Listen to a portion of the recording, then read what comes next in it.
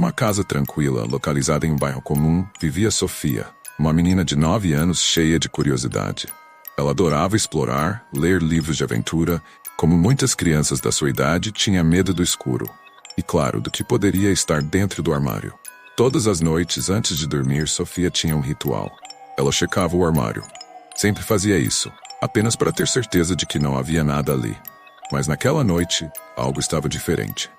O ar parecia mais pesado, e o vento lá fora batia nas janelas com força, vendo sombras dançantes nas paredes. Sofia deitou-se, tentando se convencer de que tudo estava normal. Mas então, quando estava prestes a adormecer, um ruído suave chegou aos seus ouvidos. Um leve arranhar, vindo de dentro do armário. Ela prendeu a respiração por um momento. Será que estou imaginando coisas? Pensou, porém o som se repetiu. Com o coração acelerado, Sofia olhou para o armário. A porta estava fechada como sempre, mas agora algo dentro dela parecia se mexer. Decidida a acabar com aquele medo, ela se levantou da cama, com passos hesitantes, aproximou-se da porta do armário. Sofia estendeu a mão e, com a respiração pesada, girou a maçaneta. O armário estava vazio. Ela suspirou aliviada e riu baixinho de si mesma. Bobeira, murmurou enquanto fechava a porta e voltava para a cama. No entanto, o sono não veio fácil naquela noite. Havia algo no ar. Uma sensação de que ela não estava sozinha. Na madrugada, Sofia foi despertada por algo diferente. Não era um som, mas uma presença. Sentia-se observada. Lentamente virou a cabeça em direção ao armário e percebeu com o coração batendo forte que a porta estava entreaberta. A luz da lua que entrava pela janela iluminava o quarto de forma sutil. E ali, na fresta da porta do armário, ela viu 2 olhos. Olhos vermelhos, brilhantes, que a encaravam. Sofia ficou imóvel, com o corpo paralisado de medo. Isso não pode ser real, ela pensou. Mas então um som sussurrante ecoou pelo quarto, vindo de dentro do armário. Você me deixou sair. Ela quis gritar, mas sua voz parecia presa. E então, lentamente, a porta do armário se abriu mais, revelando uma figura alta e esguia. A pele do ser era pálida, suas garras longas e afiadas. Ele se movia lentamente em direção à cama de Sofia, seus olhos brilhando intensamente no escuro. Sofia fechou os olhos, rezando para aquilo ser apenas um pesadelo. Mas, quando ela os abriu novamente, o monstro estava bem ao lado dela. Antes que pudesse fazer qualquer coisa, sentiu o toque frio das garras da criatura em seu braço. A última coisa que Sofia ouviu foi o som da porta do armário se fechando atrás dela, e o silêncio que dominou a casa. A casa foi vendida, e novas famílias vieram e se foram. Mas o armário continuou ali, intocado, pois todos que ousavam se aproximar dele juravam sentir uma presença. E assim fica o aviso. Se você tiver um armário no seu quarto, talvez seja melhor deixá-lo fechado. Afinal, nunca se sabe o que pode estar esperando para sair quando as luzes se apagam.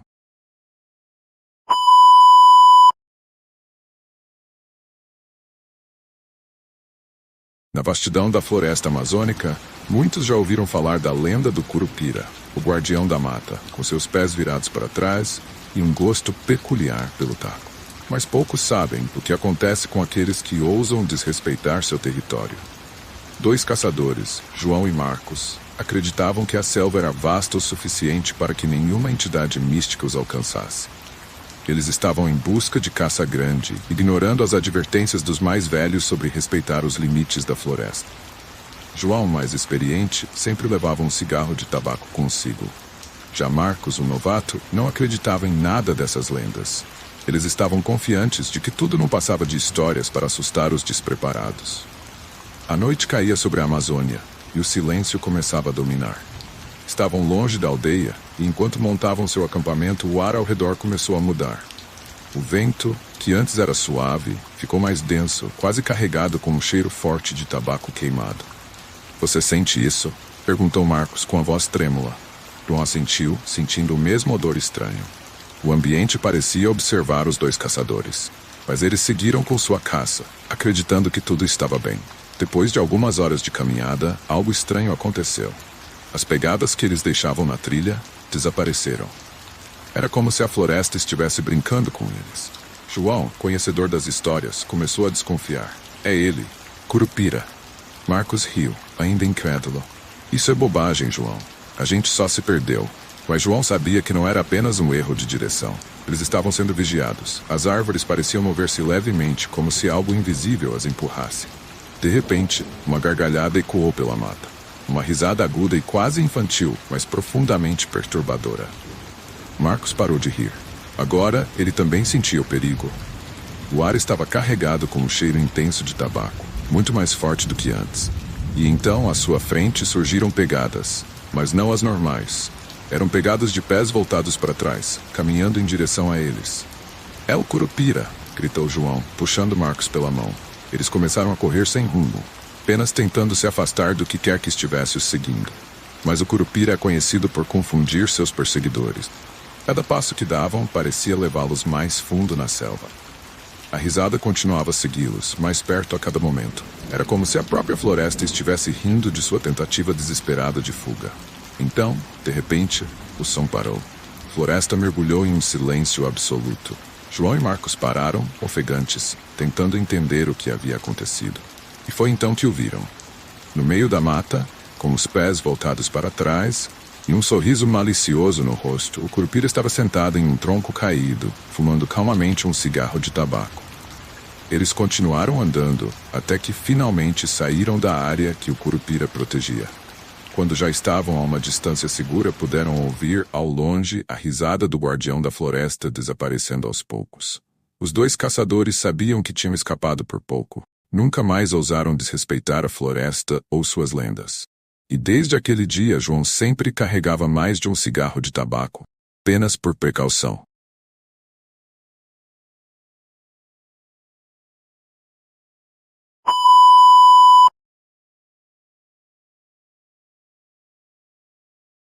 Minha avó sempre contava uma história que marcou sua infância. Ela falava de um homem chamado Seu Francisco, que morava numa fazenda afastada, perto da vila onde ela cresceu. Segundo ela, ele era um homem quieto, fala mansa, mas com um segredo que poucos ousavam mencionar. À noite, Seu Francisco desaparecia misteriosamente, e todos diziam que ele se transformava em um morcego. Minha avó sempre começava o relato com um aviso. Naquela época, a gente não tinha explicação para muita coisa, mas o que acontecia com Seu Francisco? Isso ninguém podia negar. Seu Francisco vivia sozinho em sua fazenda. Durante o dia, ele era como qualquer outro trabalhador da terra. Ia ao campo, cuidava dos animais e trocava poucas palavras com os vizinhos. Mas ao cair da noite, as coisas mudavam. Era como se uma sombra se abatesse sobre a casa dele. E então, sem que ninguém percebesse, ele sumia. Os moradores da região começaram a notar que nas noites em que Seu Francisco não era visto, grandes morcegos sobrevoavam a área. Esses animais eram diferentes, maiores do que qualquer morcego comum. Eles voavam baixo, próximos às casas, como se estivessem observando. Minha avó lembrava de uma noite em particular. Ela tinha cerca de 9 anos e estava sentada com seu pai na varanda quando viram algo estranho no céu. Um morcego, grande e assustador, voava de forma errática, mas o mais curioso era que ele vinha da direção da fazenda de Seu Francisco. "É ele", disse o pai dela, com a voz baixa e carregada de temor. Naquela noite, todos se trancaram em suas casas mais cedo do que de costume. Os vizinhos já sabiam das histórias, mas ninguém falava sobre isso abertamente.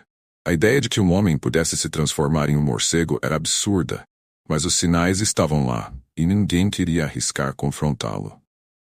Os relatos continuaram por anos. Vez ou outra, alguém via Seu Francisco saindo de casa ao anoitecer, sempre carregando um cigarro aceso e com um olhar distante, como se soubesse de algo que os outros não sabiam. E invariavelmente, naquela mesma noite, o enorme morcego voltava a aparecer, voando por cima da vila. Minha avó contava que certa vez um grupo de jovens decidiu seguir Seu Francisco. Queriam saber a verdade. Eles o viram entrando no mato, andando calmamente até desaparecer entre as árvores. Mas o que aconteceu depois, ninguém soube explicar direito. Os garotos disseram que, de repente, um barulho de asas encheu o ar, e o vulto do homem se transformou na figura do morcego gigante. Eles correram de volta para a vila, apavorados, e juraram nunca mais falar sobre o assunto. Desde então, ninguém mais ousou questionar o que acontecia com Seu Francisco durante a noite. Minha avó sempre terminava a história com um olhar sério. "Não sei se era verdade, mas nunca quis pagar para ver", ela dizia. E assim, o mistério de Seu Francisco, o homem que virava morcego, continua até hoje, guardado nas memórias de quem viveu naquela época. Se você gosta de mistérios, lendas e histórias intrigantes, não se esqueça de se inscrever no canal. Ative o sininho para receber todas as notificações e não perder nenhum relato. Compartilhe com seus amigos e deixe seu comentário sobre o que achou dessa história. Que sempre tem um novo mistério esperando por você.